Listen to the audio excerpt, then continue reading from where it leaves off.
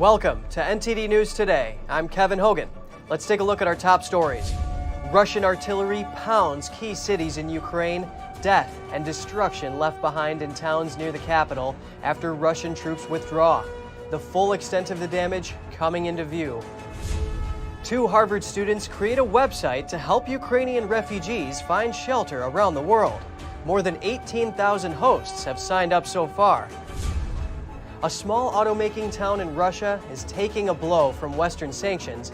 Several car manufacturing plants have already shut down.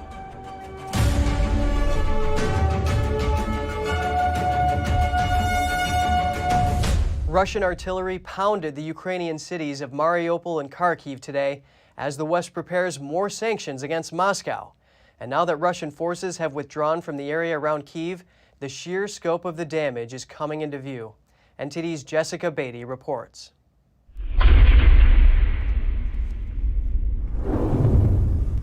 As the war in Ukraine intensifies, more visuals of the sheer destruction, this time in the town of Borodianka. It's located near Bucha on the outskirts of Kyiv. This area has seen intense firefights and military airstrikes, which have reduced many parts to rubble. The road from Kyiv to Borodianka is lined with villages heavily damaged after Russia's occupation. Over in Bucha, residents make their way through a street full of destroyed Russian tanks. One man says he didn't leave the house at all while Russian troops were there. I heard something like explosions. My neighbor went out to the crossroad and boom, that was it for him. He says it's the first time he's ever seen something like this. Honestly, I served in the army, but something like this, I've never witnessed it. I just can't understand. Why do they need to kill civilians? I don't get it. Another man says he still can't express all the emotions he has. I have to get used to the peaceful life again. To compare it to these events, I just can't explain it. The UN reports more than 4.2 million people have now fled Ukraine, and more than 7 million have been internally displaced. On Wednesday, Ukrainian President Volodymyr Zelenskyy asked Irish lawmakers to, quote, show more leadership and convince EU partners to introduce more sanctions against Russia. We have to put an end to trading with Russia. We have to cut ties of Russian banks to the global system, cut the sources of their income.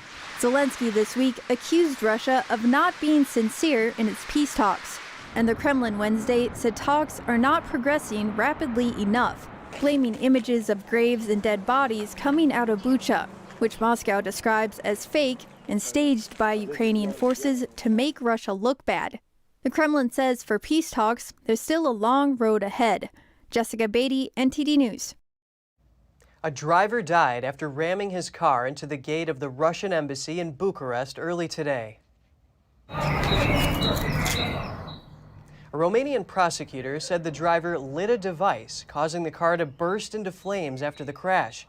He said the driver's body was sent for an autopsy and the car would be transported to a police facility for further investigation. In recent weeks, several Russian embassies in Europe have been targeted by protesters angered by the invasion of Ukraine.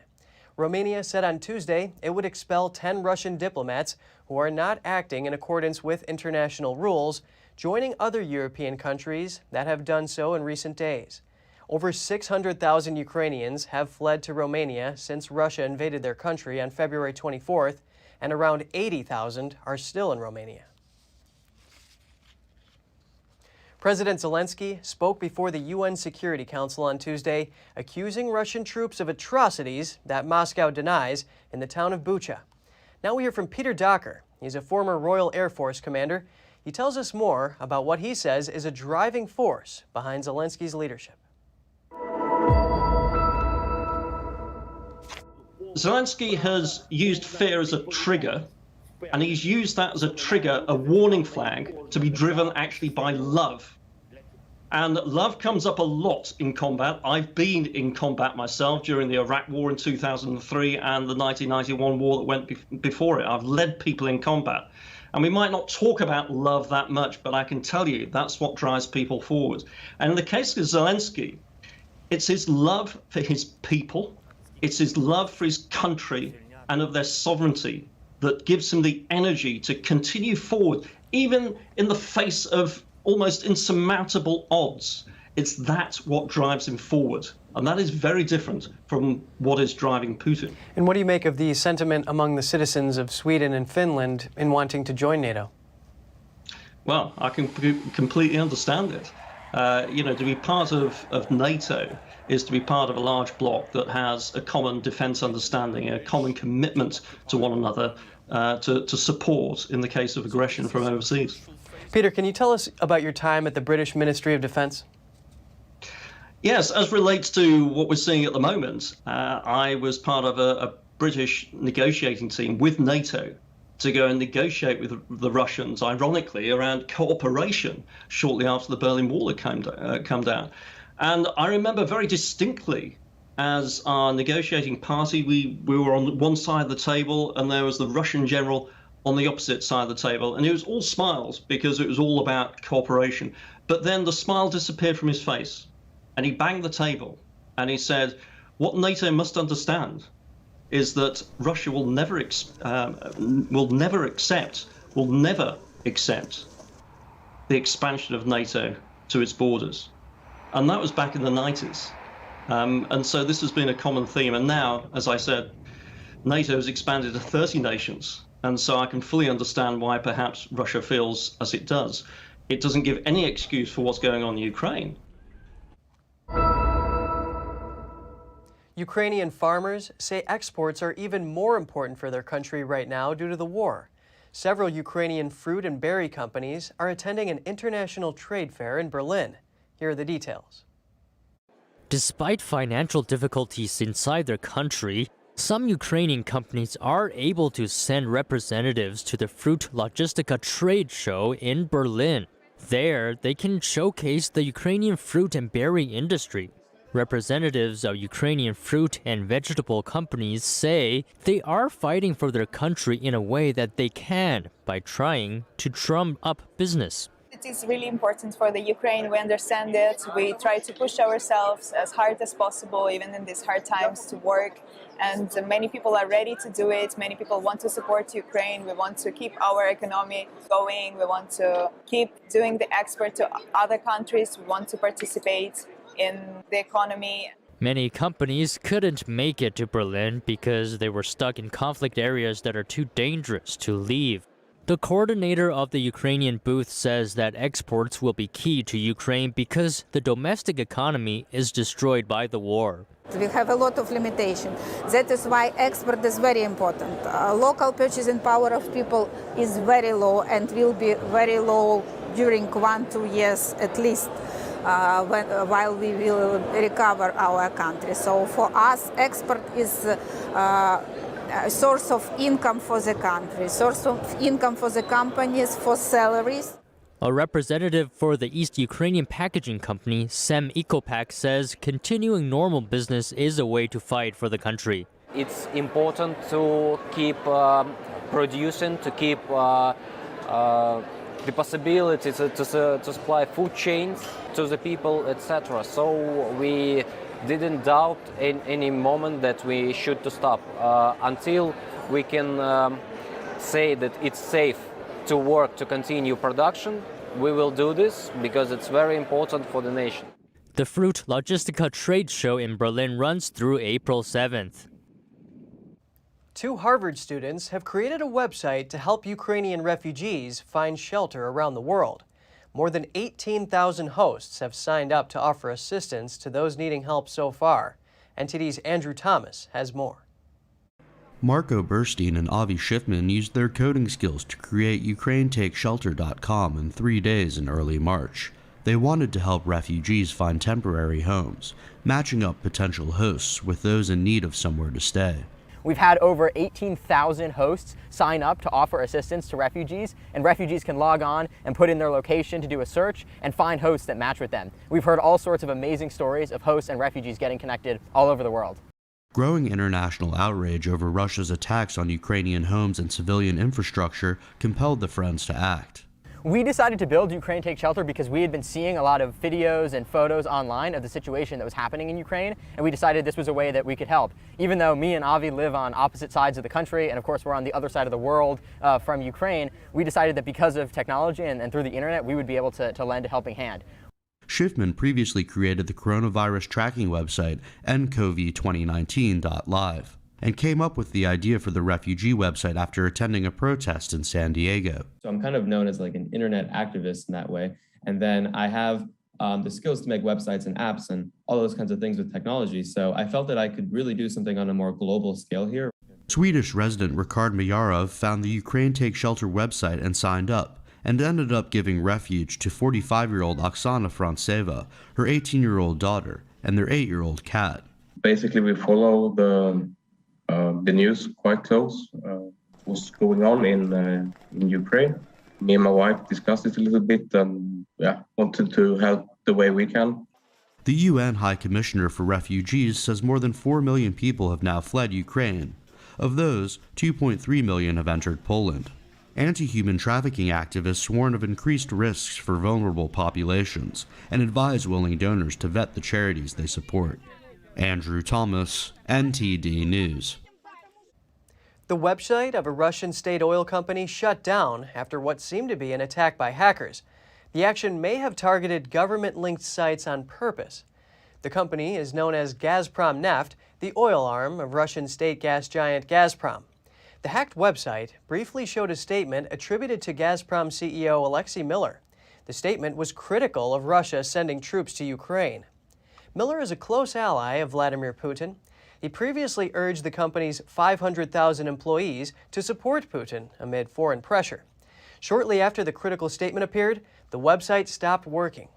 Gazprom Neft explained that the information posted was untrue and cannot stand for an official statement.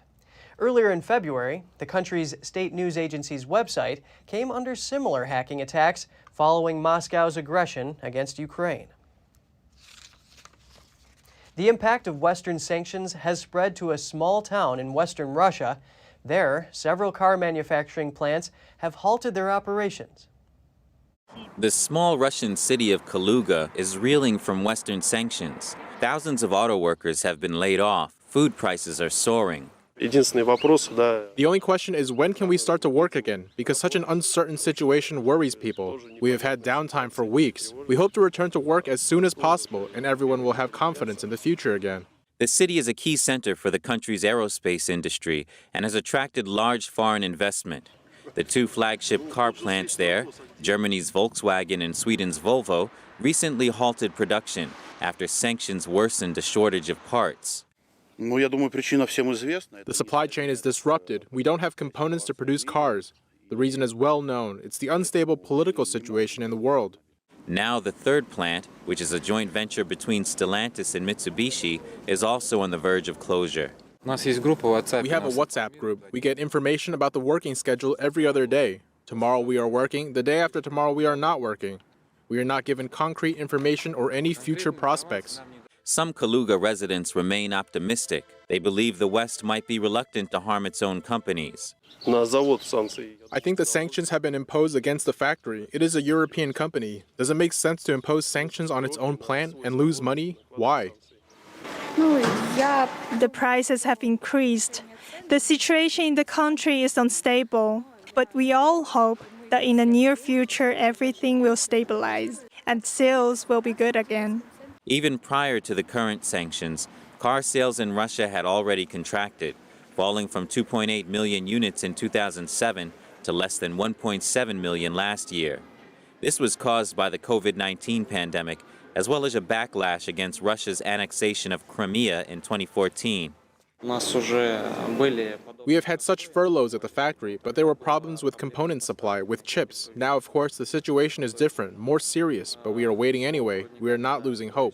Analysts say inflation in Russia could soar to 24% this year, and its economy could shrink to 2009 levels. German police have shut down the servers of Hydra market in Germany. The market was known as the world's largest darknet marketplace. In an official statement, the German Federal Criminal Police said they seized about $25 million worth of Bitcoin. The suspects are currently under investigation. The illegal marketplace was established in 2015 and served the Russian-speaking market. It was a venue for illegal drug selling and the trading of stolen credit card information, counterfeit banknotes, and forged identity documents. Hydra owned about 17 million customer accounts and about 20,000 seller accounts. According to German police, in 2020 alone, the marketplace generated sales of at least $1 billion. Still to come, the Oklahoma legislature sends a bill banning abortion to the governor's desk. The bill would only allow abortion if a mother's life was at risk. The governor is expected to sign it. And Ohio begins primary voting for some races amid controversy over the state's election maps. More on that soon here on NTD News.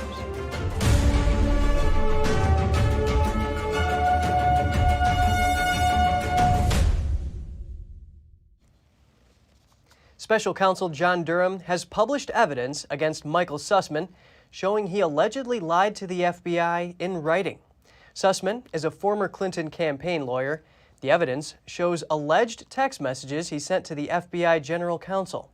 The messages say he wasn't working for any client when he gave information to the Bureau. The Special Counsel's team charged the lawyer last year with lying to the FBI.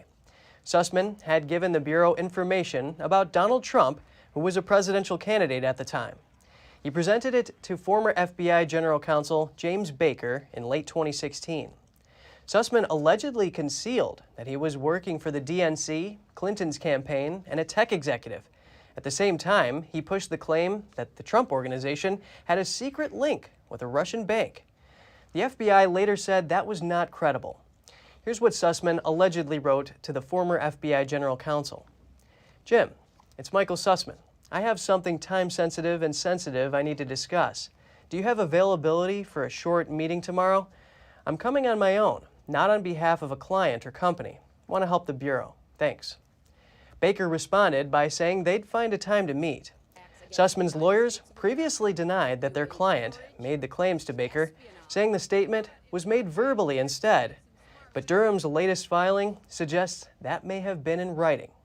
Now we hear from Patel. He's the former chief of staff to the acting United States Secretary of Defense under President Donald Trump. Their defense is in shambles right now, and I think largely because of some strategic blunders, but mostly because Michael Sussman lied and should be convicted of this crime. Patel has experience as a former public defender. He says in his experience, it's very difficult to defend against statements that one's own clients make. Because you can't run away from them. You have to own them, and you have to craft a defense around them. The hardest thing to do is when you have written statements, recorded statements that your client gave at two different periods of time that are contradictory. And that's what you have here. Sussman has pleaded not guilty and says he's done nothing wrong. What's more, his lawyers recently asked a federal judge to throw the case out. They argue that the Durham probe is politically motivated. Early voting for Ohio's primary election on May 3rd began Tuesday, but not all the races will appear on the ballot. The partial primary is scheduled to go ahead despite months of unresolved legal issues. The Ohio Supreme Court has repeatedly shot down proposed redistricting maps as unconstitutional gerrymandering. Voters will decide partisan primaries for the U.S. Senate, U.S. House, Governor, Secretary of State, and various local races and ballot questions. Candidates for the Ohio House, Ohio Senate, party central committees, and state school boards will not appear on the May 3rd ballots. Ohio's Secretary of State, Frank LaRose, was among those who participated in early voting at the Franklin County Board of Elections. A federal judge ordered Pennsylvania to hand over some records. They show that the state has allowed foreign nationals to register to vote for decades. The Public Interest Legal Foundation brought the lawsuit back in February 2018. The president of the group said Pennsylvania spent 4 years fighting transparency and trying to hide their mistakes. He said, quote, "It is sad that transparency in Pennsylvania elections had to be enforced by a court." Pennsylvania acknowledged in late 2017 what it called a programming glitch. That glitch permitted foreign nationals to register to vote. The Public Interest Legal Foundation sought records demonstrating the extent of the problem and actions taken to fix errors.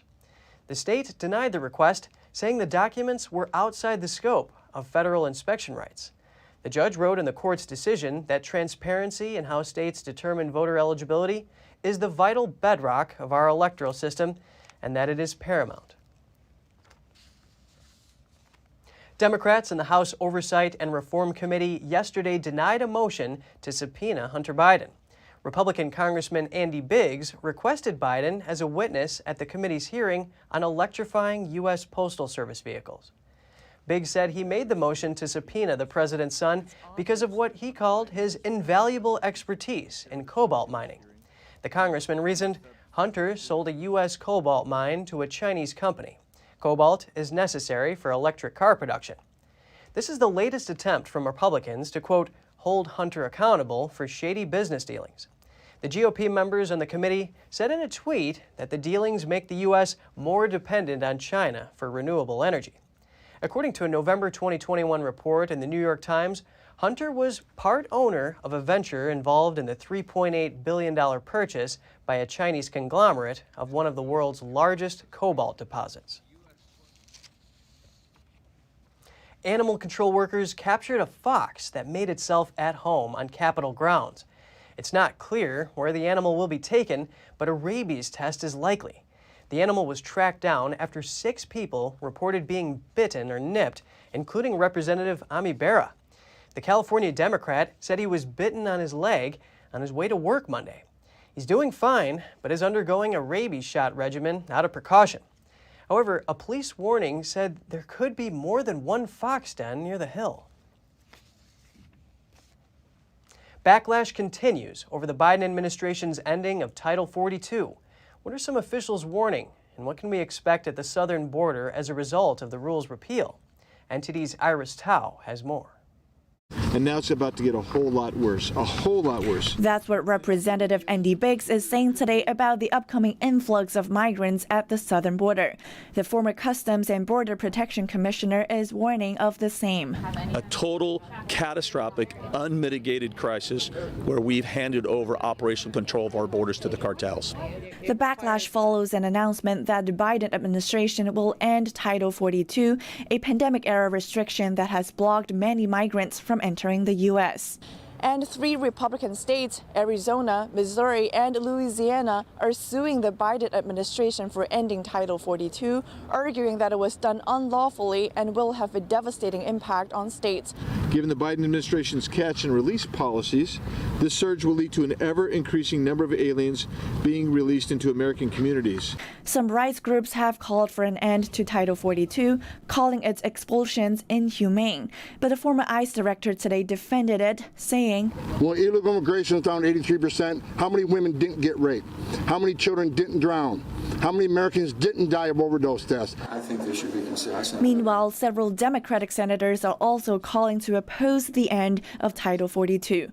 Biggs says more are recognizing how an insecure border will sway the upcoming midterm elections. As Democrats look at it and they say they've got a real electoral challenge coming up in November, and they know that Americans, particularly in my state of Arizona, this is a top 1 or 2 issue. Reporting Washington, D.C., Iris Tao, NTD News. Officials in Marion County, Florida, have arrested over 24 men for seeking sex with kids or sending child pornography. The arrests happened during a 6-day undercover sting operation called April Fools. Multiple law enforcement agencies were part of the undercover operation. 19 of the men were arrested after undercover officers exchanged messages with them. The men then traveled to various locations in Marion County, Florida, expecting to meet a child between ages 12 and 16 for sexual activity, but they met law enforcement instead. Speaking at a news conference, Marion County Sheriff Billy Woods said that officials have now arrested 27 individuals as part of the operation. Woods said one individual arrested works as a Florida Department of Corrections officer, another works in the school system, and one is the son of a city council member. The sheriff urged parents to keep tabs on their children and ensure they are using technology safely. Indiana State Police identified a now-deceased man as the suspect who raped and killed 3 women in Indiana and Kentucky in the late 1980s as they were working night shifts as motel clerks. Sergeant Glenn Fifield of Indiana State Police said a laboratory analysis of crime scene samples positively identified Harry Edward Greenwell, who died in January 2013, as the I-65 killer, so named because the attacks occurred at motels near Interstate 65. Greenwell was born in Kentucky and died in Iowa, and his obituary listed cancer as his cause of death. The Food and Drug Administration is warning of potentially contaminated raw oysters. The agency is working with the U.S. and Canadian public health authorities regarding a norovirus outbreak that has been linked to raw oysters from British Columbia. The FDA has confirmed that the oysters were distributed to restaurants and retailers in at least 13 states. Norovirus can infect people of all ages. The most common symptoms are diarrhea, vomiting, nausea, and stomach pain. Other symptoms include fever, headache, and body aches. Symptoms usually develop 12 to 48 hours after being exposed to the virus. People typically recover in 1 to 3 days. Health officials say food contaminated with norovirus may look, smell, and taste normal. Gas and other fossil fuels might become a thing of the past in New York State buildings. Governor Kathy Hochul is expected to soon release the state budget, which some say will include a plan to ban fossil fuels in new buildings. According to a Reuters report, the governor will include the plan in this year's budget. In an address 3 months ago, she already talked about limiting greenhouse gas emissions for new construction and reaching zero emissions no later than 2027. New York would become the first state in the U.S. to ban gas and fossil fuels in new construction. NTD couldn't independently verify if the governor is really going to include the plan in her budget. Her office didn't respond to us before broadcast. Just ahead, zoos across the country are trying to protect their birds from the spread of bird flu. They want to keep them from making contact with wild birds. And the International Space Station is set to welcome a team of commercial astronauts for the first time. What makes them different? Stay tuned to find out after this short break.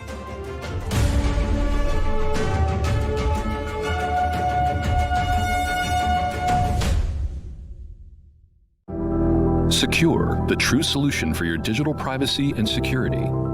Secure is a private and secure messaging and email solution hosted in Switzerland, using military-grade encryption and Swiss privacy laws, giving you true privacy. Secure is 100% private and does not collect or sell any of your personal data. Secure's Helix technology connects you securely to our Swiss servers without the need of a VPN, guaranteeing privacy and security for all your communications. Secure Messenger doesn't require your phone number or any personal data that hackers target. Chat by Invites allows you to chat privately and securely with anyone outside of your secure network without the need for others to download Secure. Secure Send offers you a private and secure way to email anyone outside of Secure. You won't find this level of privacy or security on any other email or instant messaging application.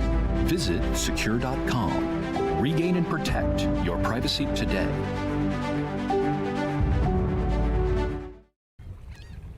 Oh hey, doesn't it feel like there's communists everywhere? In fact, the Chinese Communist Party has been subverting America from every angle. So whether it's compromising our politicians, controlling Hollywood, manipulating Wall Street, or infiltrating our schools, they have stopped at nothing to take down America. And I believe that in order for us to not become like China, we need citizens who know the truth. So go on over to getepic.com, stay informed with a subscription to the Epic Times, and you will get instant access to this infographic. Hi, I'm Smokey Bear, and I made an assistant to help you out, because only you can prevent wildfires. Hey, Assistant Smokey Bear, call me Papa Bear, because I'm grilling up dinner. Do you get it? Yes, good job. So, what should I do with all these coals? Don't just toss them out. Put them in a metal container because those embers can start a wildfire. I understand. The stakes are high. Ha ha ha ha. See, Smokey thinks I'm funny.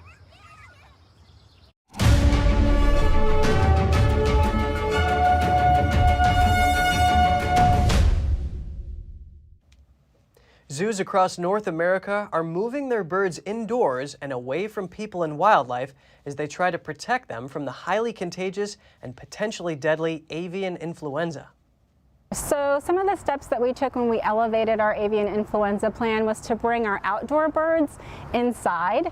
We are along one of the flyways, the migratory flyways, and some of our birds are exposed to wild birds, so we brought them all inside. So that includes our waterfowl, our Chilean flamingos, our African penguins, and some of our birds of prey. We do test any wild bird that has died while on zoo grounds. So if a bird is found on zoo grounds, then we would test that bird. Chicago's Lincoln Park Zoo and Blank Park Zoo in Des Moines, Iowa are among the zoos taking extra precautions against bird flu. Penguins may be the only bird visitors to many zoos can see right now because they are already kept inside and usually protected behind glass in their exhibits. Nearly 23 million chickens and turkeys have already been killed across the United States to limit the spread of the virus. Zoos are working hard to prevent any of their birds from meeting the same fate. Birds spread the virus through droppings and nasal discharge.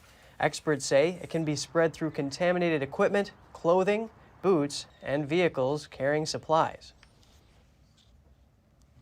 A hot air balloon crashing in Southern California was caught on camera. The person who posted it to social media said the riders are okay. NTD's David Lamb brings us that video.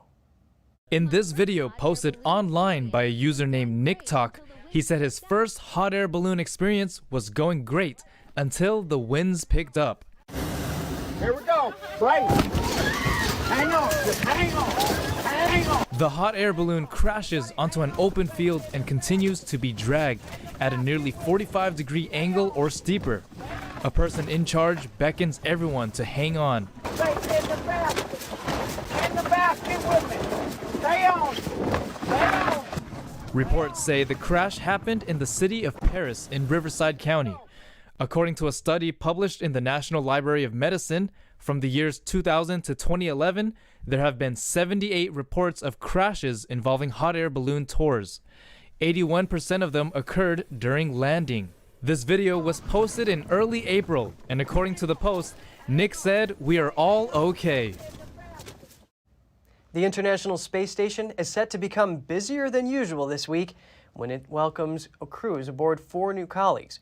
They are from the Houston-based startup Axiom Space, the first all-private astronaut team ever flown to the orbiting outpost. The International Space Station is set to become busier than usual this week when its crew welcomes the first all-private astronaut team ever flown to the orbiting outpost. The 4-man civilian crew from Houston-based startup Axiom Space plans to lift off Friday, weather permitting, from NASA's Kennedy Space Center in Florida, riding atop a Falcon 9 rocket furnished by Elon Musk's SpaceX. This is a very historic moment. We're like early days of internet, and we haven't even imagined all the possibilities, all the capabilities that we're going to be providing in space. The so-called AX-1 civilian crew will be led by retired NASA astronaut Michael Lopez Alegria, now Axiom's Vice President of Business Development. He is set to be joined by real estate and technology entrepreneur and aerobatics aviator Larry Connor, who will serve as the mission pilot.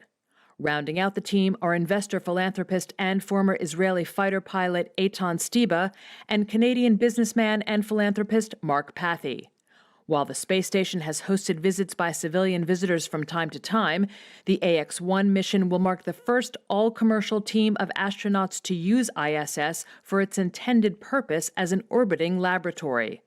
The team will be carrying equipment and supplies for 26 science and technology experiments. These include research on brain health, cardiac stem cells, cancer, and aging, as studies have shown that spending time in space can cause changes in the body that resemble aging. We now know that when you go to space, there's a little bit of acceleration in aging, right?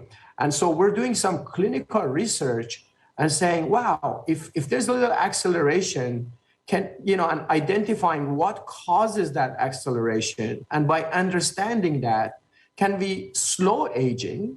The AX-1 crew says that their biomedical research is what sets them apart from the wealthy passengers hurling to space aboard Jeff Bezos' Blue Origin and Richard Branson's Virgin Galactic rockets, with the AX-1 leader recently telling reporters, quote, "We are not space tourists." The next generation of presidential planes is being delayed by 2 years. Boeing is making the 2 aircraft, which were due at the end of 2024. But the Air Force says that deadline has been pushed back because of the COVID-19 pandemic, manpower limitations, design timelines, and test execution rates. Boeing isn't commenting on the delay. The Air Force says the current fleet is airworthy, but might need extra maintenance. The 2 new planes cost nearly $4 billion, but the government could end up paying more than $5 billion when all testing is done.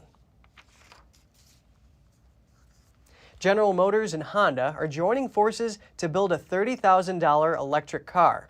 That's no small task, because doing it in a profitable way is tricky, due in no small part to the high cost of battery components. But GM and Honda say they think they've found the solution: teamwork. The 2 auto giants announced the collaboration on Tuesday. They will also explore ways to develop new, cheaper batteries to improve vehicle performance and sustainability. The companies are already looking at new options like silicone, lithium metal, and solid-state batteries. GM said it will offer a compact SUV for under $30,000 as early as 2027. Honda wouldn't reveal pricing for vehicles that may come from the partnership.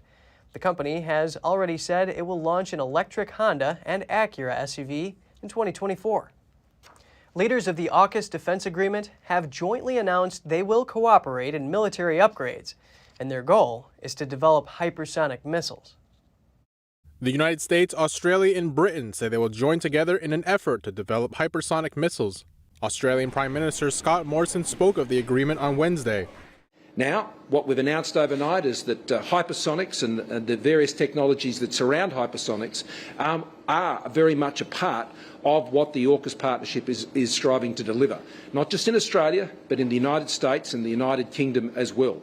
Hypersonic missiles have ultra-high speed and maneuverability. They are capable of both evading defenses and delivering rapid strikes. Their kinetic energy can effectively destroy targets, even without high explosives. Morrison calls them a modern warfare technology that are as critical as cyber capabilities. Hypersonics are one of the fastest developing area of missile technology, and while Australia, together with our partners and allies, have very sophisticated and very advanced forms of defence, hypersonics are an area where we're looking to significantly upgrade our capabilities. AUKUS is a defense pact formed last year between Australia, Britain, and the United States. While the Biden administration says the new AUKUS deal is not aimed at any country, many see it as a response to China's assertive actions in the Indo-Pacific region. Meanwhile, the U.S. has approved a possible arms sale of over $90 million to Taiwan amid threats from China. According to the Pentagon, the plan aims to improve the island's air defense capabilities. Traditional wooden coffins are running short in Hong Kong, and authorities are scrambling to find mortuary space in the global financial hub's battle against COVID-19. Here's the latest in Hong Kong.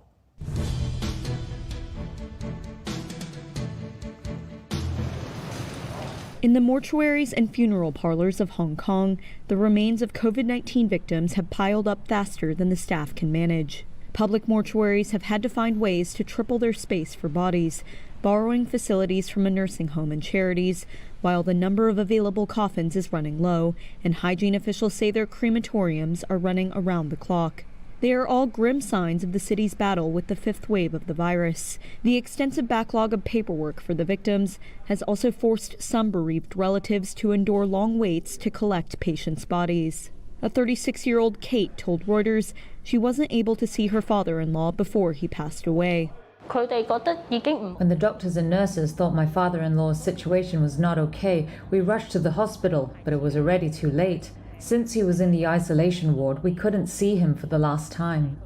To add to this, outbreaks nearby are making it hard to even pay respects. Hong Kong is dependent on mainland China for nearly all of its coffins, as well as paper offerings used at traditional Chinese funerals. But a surge in cases across the border in Shenzhen has delayed the delivery of many supplies. Lok Chung, a funeral director in Hong Kong, saw 40 funerals in March, up from the 15 he sees in a normal month. That's probably the worst situation that I've ever seen in my professional career. I've never seen so many bodies that they have been piled up together. I've never seen the family members being so upset, so disappointed. Since Hong Kong's fifth wave began earlier this year, more than 1 million COVID-19 cases and over 8,000 deaths due to the disease have been reported. One of Hong Kong's top security officials, John Lee, has announced his resignation. He says he will run in the leadership election in May. Lee said he has to wait for Beijing's approval. This decision comes 2 days after Chief Executive Carrie Lam said she would not seek a second 5-year term. Lee has been regarded as the #2 official in Hong Kong. He is also the Chinese Communist Party's most favored candidate in the race. He once served as Deputy Commissioner of Police. In 2021, he was appointed second chair of the Global Financial Center. According to analysts, Beijing's choice of Lee suggested that the regime tends to prioritize Hong Kong's so-called security over its economy. After the enforcement of the new national security law, Hong Kong's security officials have been gaining power. If successful, Lee would become the first leader with a police background in Hong Kong since its handover in 1997. Coming up, the war in Ukraine is affecting the elections in France. Some candidates are shifting their stance on Putin.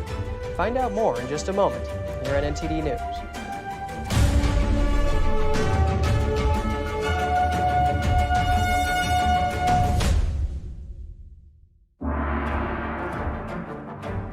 You are not just watching a performance. You are witnessing a culture reborn. Now, you'll see what the modern world has never seen. China, before communism. Live on stage, Shen Yun, coming to NJPAC, April 21st through the 24th. For tickets, visit shenyun.com or call 888-90-SHOWS. According to ancient Chinese medicine, purslane is considered a medicinal herb and is used to help lower cholesterol, improve vascular functions, and prevent diabetes. Perilla seeds can nourish the lungs and spleen. It is used to treat asthma and improve pulmonary functions. Puritang green vegetable omega-3 is made from purslane and perilla seeds from Hwangmae Mountain in South Korea. It contains over 90% of omega-3, 6, 7, and 9. The highest concentration possible without chemical additives. The soft gel is made of natural seaweed. It is 100% organic and vegan. Both adults and children can take it with peace of mind. Ancient recipes were passed down from heaven to bring prosperity and longevity. Puritang green vegetable omega-3. Hi, I'm Smokey Bear, and I made an assistant to help you prevent wildfires. Dude, I've got this. I've been camping since I was 5 years old. But I am a camping influencer. You know what? I'll bet you $5. Okay. Assistant Smokey, what is the best way to put out a campfire? To put out a campfire, drown with water, stir, drown again. Then make sure the fire is out cold by feeling with the back of your hand. Wait, really? I'll take the $5.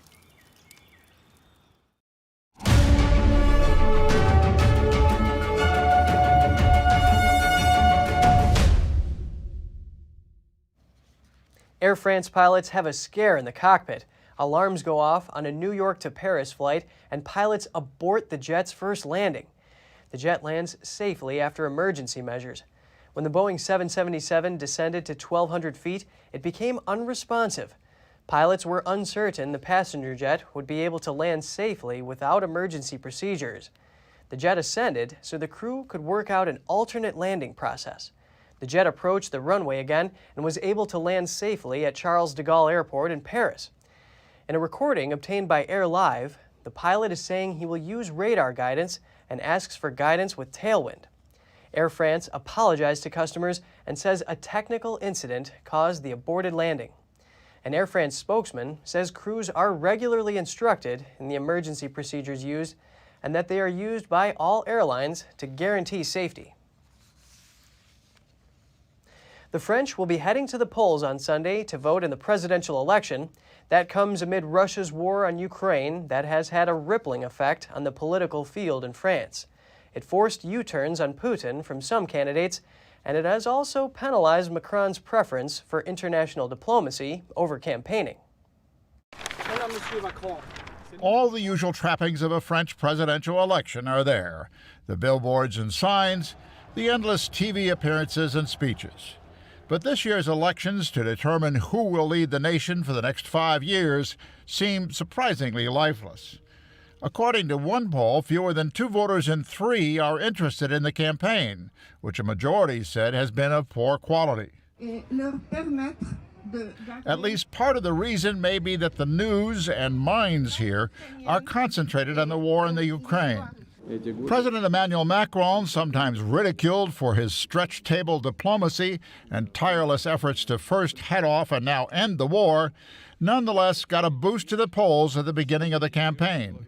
As horrific scenes from the streets of Bucha, Ukraine, flowed into French salons and cyberspace, the leading candidates all were outraged, but some are haunted by what they've said previously.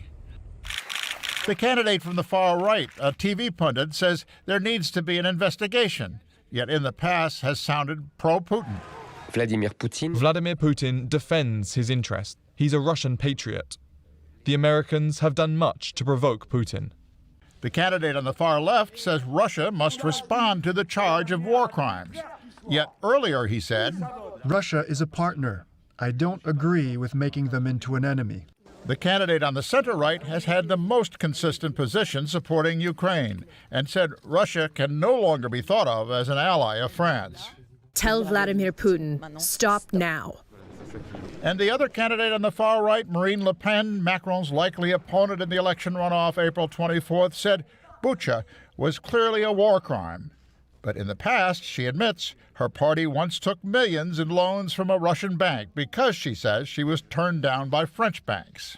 The act of escalation that the President Vladimir Putin has decided to do is really regrettable. With his stature as a world player magnified by the war, now Macron says Russian authorities must answer for their crimes.